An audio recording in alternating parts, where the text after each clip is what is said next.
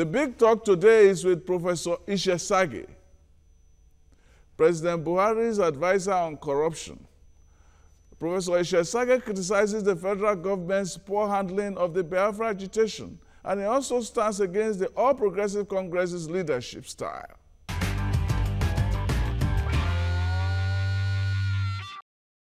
You have been in controversy lately, and let us start with the latest of them. That is, recently the IPOB was tagged a terrorist group. Some lawyers have said that, well, the government was too hasty in jumping into that conclusion, but you are standing on the ground that they are a terrorist group. Yes, I believe so. Even worse than a terrorist group, in the sense that they were about to set the whole country on fire. Anybody has a right to self-determination, can campaign for it. Even if you want to go to the extreme of secession, you can campaign, you can persuade, you can debate, and try to get people to your point of view. But when you begin to say every other person in the country, apart from the side you want to secede with, is living in a zoo, and you heap such terrible invectives, which I cannot state on television, on the head of state. Terrible things, which we need to see only in pornographic and such circles. Those words were uttered. And then you go on to say you set up a secret service, and you put uniform on them for all to see. You set up a guard. Wow. I mean, that is too challenging. Any government that tolerates that and allows it to go on can kiss its sovereignty goodbye, because that group would have taken over that sovereignty. I mean, that is the clearest, in my view, the clearest and most direct attack on Nigeria's sovereign integrity and territorial integrity. So, and not only that, they did other things which could fire up the country. One, they were pulling out people, they set up roadblocks, they were pulling out people from cars looking for who was from the north. You know the implication of that. Yes. They are equally southerners in the north. The north. And it comes so when you start doing that, and in your own safe zone, yes, you now create dangers for millions of other Nigerians who are living that way. And by the time we start attacking and killing people who don't come from our side, then Nigeria will disintegrate. And we'll all be carrying Ghana must go bags and be trekking, become refugees all over the place. So the man, and then they burnt a police station, killed a policeman. What more do you need? Or two policemen. What more do you need for them to be called a terrorist organization? Well, in fact, the government has been too slow and has been over-tolerant at the expense of the security of Nigeria. Because this is how Boko Haram was also tolerated until it became a python, which was swallowing up everybody. Yeah, that brings me to the point, because I wrote a column this week saying that the python dance that was turned into some sort of source of controversy in the past week, as well as all the activities of IPOB surrounding the house of Nnamdi Kanu. All of that would not have been necessary if the government had acted in time and picked him up and set up a special court, yes, and tried him and so on and so forth. So you get a sense that the Buhari administration does not have a measure of the urgency of handling a crisis in the country. But this was clearly a case of tardiness leading to the lionization of a man who was merely a vagrant in London. Well, you are partially right. But you see, this country is a difficult country. The government actually arrested him, detained him, put him for trial. Then they were whipping babies all over the East. Oh, release our boy. Oh, they are killing him in detention. Yes. Oh, all sorts of pressures were put on the government, from Ekwere Madru to Professor Wamboise to Haneze Ndigbo, yeah, everybody. So because of that pressure, the government, not wanting to create the impression that it has something personal against, particularly that is fond of saying they are marginalized. Yes. Released their man to them on very strict conditions. And the minute he stepped out, he broke every condition. That is why I blame the government. Once he started breaking the condition, they should have gone and picked him up and locked him up. But the point is too much indulgence. Yes. But the point is that they didn't even try. If they had reasons to even try him and not to have even delayed him in the first place in court, in detention, they would have tried him and kept this matter out of the public firestorm long ago. Yes. I believe the trial was too long. It was not well coordinated. It was too slow. The government should have brought it has lots of evidence. All the radio broadcasts, they're all recorded. They have their audio, video recordings. Terrible things, saying Nigerians should be killed, saying Nigerians are goats and animals. There's no type of name they've not called Nigerians. There's no type of, what is it? Invectives. Invectives and foul words. No, what I even want to express is trying to push or anger, incitement, that's the word, incited of the root youths of the East to go on a war path against the rest of the country. So there was enough for him to have been sentenced to a long term of imprisonment. He was indulged, he became delusional and delusive. He saw himself as some king. People were fooling him by kissing his feet, and then put on a white mantle and was striding all over the place as some deity from somewhere, just fooling himself, and this country allowed him to continue to do so. Yeah, but even then, to declare IPOB a terrorist group, some people said, one, the constitution, I mean the procedure, yes, that the federal government did not follow it, yes, and two, that it was very easy to declare IPOB a terrorist group. The herdsmen have been terrorizing for a long time, and nothing has been done in terms of even trying to zero in on them and call them terrorist group. Up to today, not one herdsman has been paraded, and even to identify whether it's even Fulani or not Fulani, as the controversy has generated over the past year. I agree entirely with you. The federal government in particular has exhibited some type of laxity or softness, or the people kept on going from one part of the country to the other, raping, killing, destroying farms. So I blame the federal government for encouraging them by not doing anything. And up till now, they are not doing anything. But I blame the state governments more, the state governors. If I were a state governor, I will create a private army in my state and organize them to attack these people whenever they come into my state. That means you agree with Fayose? Absolutely. That's the only good thing Fayose has ever done in his life. That's interesting. Now we'll move on to another interesting topic. You have lashed out at the leadership of the APC, yes, recently for incompetence and for lack of dedication to the work of actually cleansing, not doing what a party is supposed to do, but also engage the government in doing what it's supposed to do. They've been guilty of all of these. To start with, a strong and firm party leader who is principled and know what his party is for does not go appeasing a rogue elephant or other rogue elephants within the party. That's policy of appeasement. Yeah. Has encouraged a lot of very, very bad elements within the party to destroy the party from within. And this leadership of the party is looking on and begging everybody not to criticize. I was even criticized for mentioning some of them who were wrecking the party. And the leadership keeps on going about as if it is not aware or doesn't care or it doesn't see what is happening. And the party is gradually disintegrating under this incompetent leadership.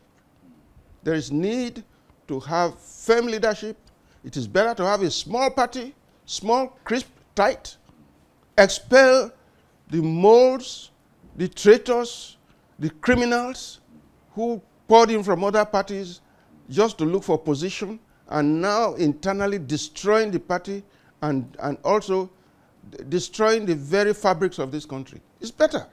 Expel them. Have a few people who are committed. Don't be afraid of elections. Nigerians are very discerning. They will know, and they know the bad elements. These people are being appeased and condoned by this leadership, and it's getting us nowhere. Now, a party is headed by the party leader, the party chairman or so. But once the party becomes, especially in the presidential system, once the party becomes the party in power, the leader of the party automatically becomes the president. Now, the president seems to have a role to play in this, but it seems to be away from the party. He has some blame, yeah, in the fortunes of the party. Yes. I think he's allowed too much latitude to the party. It's as if he says, well, that is their responsibilities. Let me give them a chance to exercise it. But maybe latitude was the word you were looking for. Yes, exactly. No, benign neglect. Benign neglect. That was the word. Yes, yes. The government, had a policy of benign neglect towards its headsmen, which I think was wrong. Now, the same thing with the party. They've been allowed to operate, but when they are totally getting off track and effectively allowing the party to be undermined and to be taken over by elements who can desert it at any minute of convenience, I think the president should have stepped in. In fact, from the beginning, the president made a mistake. From the very day the Senate was sworn in, when he invited APC members to see him, whilst the fraudulent elements within the APC and the PDP gang together, and in that split second, when the honest APC men were going for the meeting, they went there and organized a coup and took over the National Assembly. So the president has just been too mild. And I think I would like to see the 1983-84 Buhari back. We need him in that mold. Well, people said the 1983-84 Buhari was also a man who showed a lot of benign neglect in many ways. And he was a delegator, and he left people to do things they wanted. The difference between then and now is that he doesn't have an Idiagbon, an enforcer who shared his views and who could monitor the proceedings. I don't agree with you. The present vice president is competent to do that. He's a man, I've interacted with him a lot. He's highly principled, he's very courageous, he's very committed and determined, and if Buhari delegated any authority to him to do something, he will do it without looking back.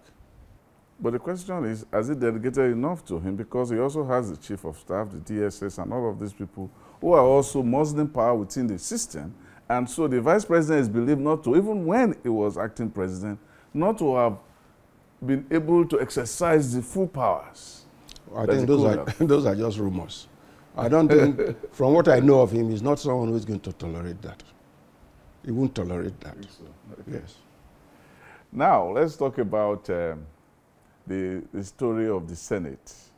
You had generated a lot of interest when you railed out the list of the earnings of the lawmakers.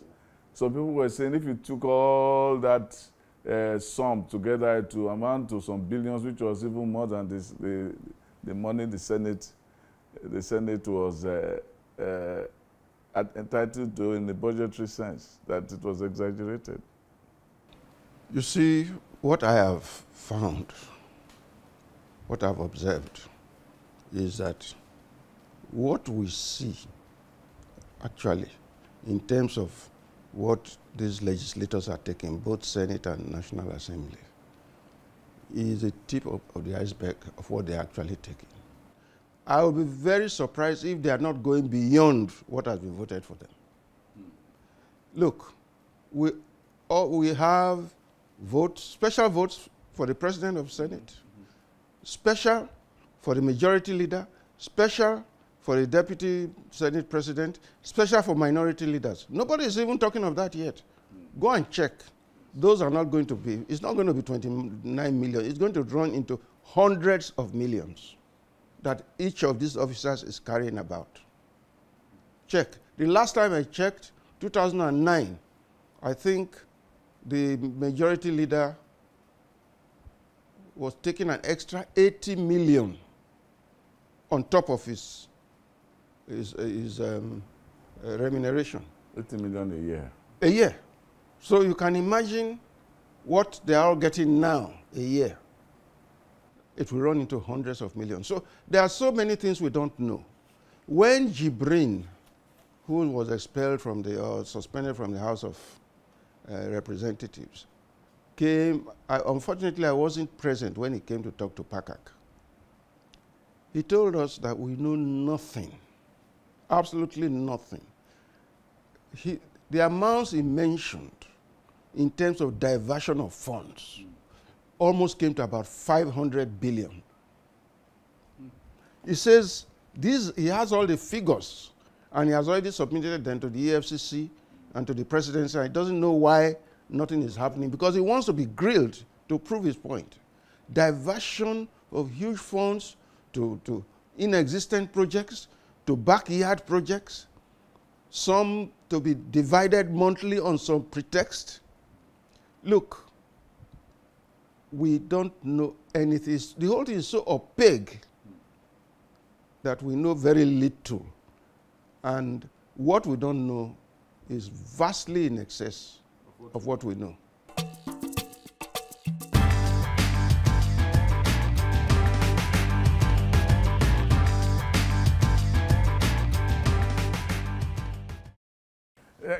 This was very comical if it was not serious. Because how do you get an allowance for furniture when you already have, and then you're also asking allowance for hardship? Yes. In a comfortable, luxurious, air-conditioned environment. And then you also have one for utilities. Yes. So they had no forks or knives and tablecloths in their homes before they came to Abuja. They are asking to be dressed by us. So if we do not pay that money, they'll be walking about naked. So the whole thing is offensive. It's outrageous. Even we pay for their newspapers. Yes, newspapers, they spend almost 2 million on newspapers in 1 month. Yes. And I wonder, I wrote in my column that if they're going to buy newspapers, they will buy all the newspapers in this world. They'll buy the ones in Bombay, they'll buy in Picayune, New York Times, everything, and gather. Yes. They won't have time to finish using it before they collect money. But the question I even want to ask, why does someone have to take from my tax and your tax to read newspapers, to buy papers for people who are 1 million times richer than us? Exactly. Why do they have to take your tax and my tax and the man who is at the tax of the man earning 18,000 a month? Why do they have to take from all their taxes and buy a agbada to hang on their necks? And they ashamed? And they ashamed? We buy clothes for them. We buy their cutlery. We buy their newspapers.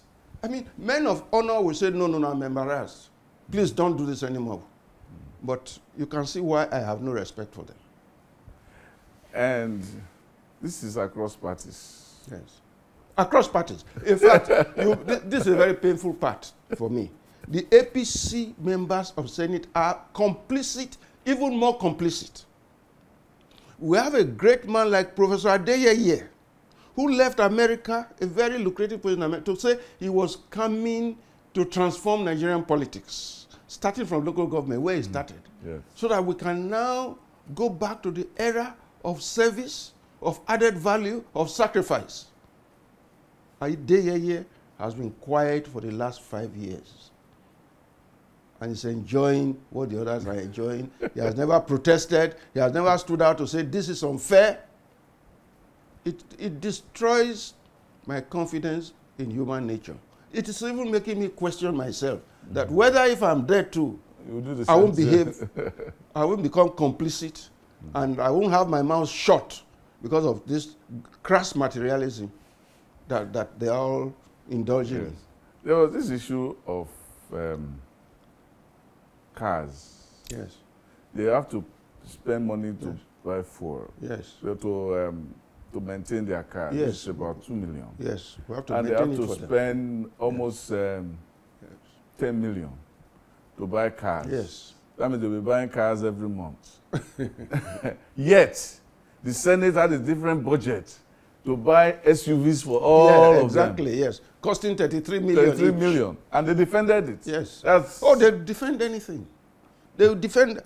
If they divide our budget and take 90% and leave the rest 10% for the country, they will defend it. defend it. Look, my solution to all this is that we should stop having full-time parliamentarians. Let us have part-time as it used to be in the First Republic, when everybody used to come from various parts of Nigeria for 2 months, pass legislation, go back to your profession. All these senators should have their own professions. They shouldn't survive on Senate, what is it? Emoluments. Emoluments. Remuneration. And so on. They should have their own profession. In those days, teachers came, farmers came from various places. For 2 months they sat, they were paid sitting allowances. I understand they were getting 5,000 a month for the 2 or 3 months they were there. Then they left. And so the National Assembly cost almost zero for Nigerians. And not only that, it ensured that there were responsible professionals.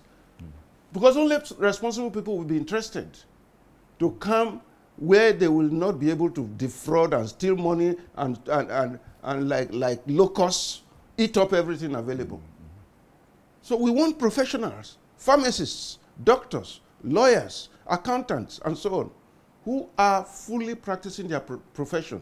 Let them come for 2 months at a time, finish what they're doing, go back to their families, go back to their professions, build accommodation for them, 2-bedroom, and put furniture and so on. And then when they leave, they go back to their homes, and they are paid just sitting allowance. That's the only way out.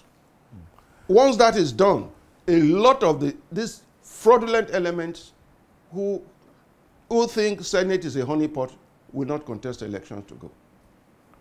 Well, this issue itself has led to many people to call for the Westminster system to replace the presidential system. That the presidential system is the cause. But there's another school of thought that says it is not the problem of whether we have a presidential system or the Westminster system, because the presidential system we once had collapsed because it didn't work. When we had the Westminster, it caused a lot of ethnic and regional crisis and even political crisis in the 60s that eventually led to the Civil War. And that the problem is not the system, is that we have not put the right values in the system. Yes, we have not put the right values in the system. If, for example, this when the Senate and the House of Reps started in 1999, they were earning very modest salaries. Please try and interview the people in that first Senate and that first House. Very modest, very acceptable. Not more than maybe a palm sec or even less. And there was no extra money they were hiding all over the place and dividing. There was nothing like that. This is a thing that developed progressively. And as for the First Republic, it was a perfect republic, but for one problem. Because the people who ran it, the Balewas, the Awolowas, the Zigs, the Ahmadu Bellos, and all their followers were very dedicated to the service of their people. In fact, for them, the only remuneration, the only pleasure, the only reward for their labor was that they were put in position to do something. They were not materialistic at all. Absolutely not materialistic. Awolowo was operating from a small bungalow in Ibadan. Ahmadu Bello didn't have his own house. Balewa had some wretched house in Bauchi. He never built anything. These were great people. But what brought down the First Republic was the problem of the fear of the ruling parties of an organized opposition. That's it. Intolerance of an organized opposition, because Awolowo's opposition was so organized that many of the shadow ministers knew more of their subject than some of the people in power. And they felt threatened. Very, very early in the life, within the first year or so, Ribadu, Minister of Defense, the father of Ribadu, was already saying, this Awolowo must be in prison. Within 2 months, this Awolowo should be in prison because he was asking too many questions. It was embarrassing them with facts and figures. This is Prime Minister's question. Yes. This is what brought down the First. It's that intolerance brought them down. Otherwise, it was a fantastic republic. But that intolerance is they had values. Yes, it's a problem. This is the problem we have today. But not materialism. Not materialism. Not stealing. Because we even heard that during the time of Enaho, what do you call it, the Okotiebo. Yes. Though there was this story about Okotiebo being corrupt and all of that, but the story was, when it came out eventually, was that Okotiebo never stole public funds, and that it was even helping. They were even funding the party rather than looking for the party to fund. He was a very rich man. He was a very rich man before he joined politics. Manufacturer. Yes. With all his industries, his supply and so on were there. Yes. So he was actually funding the party. Funding the party rather than, yes. For him, even government funds were like chicken feed. He had more than enough money. He wasn't interested in that. It was power he was interested in. Yes. Which is the difference power today. And the glamour yes. of being in power. Which is the difference today, because people think that it's government that you get more money yes. and not the real economy. Unlike yes. in those days where people yes. believe that yes. you have to make money in the real economy. Exactly. And people were talking of 10%. That's what the coup. Yes. The coup was about 10%. 10%. 10% is nothing today. Nothing. It's a joke. It's a joke. That's how we segue into yes. the issue of corruption. Yes. I think you have been taking it very hard on the Senate. They invited you. I said, they don't have no right to summon exactly. you. Yeah, because you knew your rights. Yes. Summoning by the Senate has been on record by many people as one of the acts of blackmail. Yes. To browbeat many people yes. in government. Yes. To force them to give money. Yes. To members of the House. Exactly. So that to bribe them. Yes. And that is outside the lists of remunerations that you listed. Exactly. Oh, what they do. When they want to, say, exercise their oversight functions, they will go to that place. You will fund their hotel. You will give them spending money. They will demand it. They will demand it. And they will get it because you are afraid of what they are going to say. So they leave the place not having done an effective job, but with loaded pockets. And then there is this special crimes bill that has been with them forever, which they will not pass. Yes. Is it also in sync with what the Senate President said once, that the crime, the fight against corruption has been focusing more on the elite rather than go down the line? We have to focus on the elite, high-profile persons. Yes. That's the only way a message can be sent down. You do not go and convict somebody who stole a goat, send him for 2 years in prison. And then the man who has, like Desiani has, over 100 houses that can buy 1 million goats over. More than 1 million. A billion you then leave that one and say you are going. That's why the Yorubas say you do not carry an elephant, which as a hunter, yes. on your shoulder going to the village, and then you use your leg to start looking for ants that you add to it. No, those are ants. It is the high-profile people we must go over. But I want to make a point very quickly. Let us be grateful to God that the Chief Justice of Nigeria has suddenly decided that he was going to put his foot down hard on this anti-corruption struggle.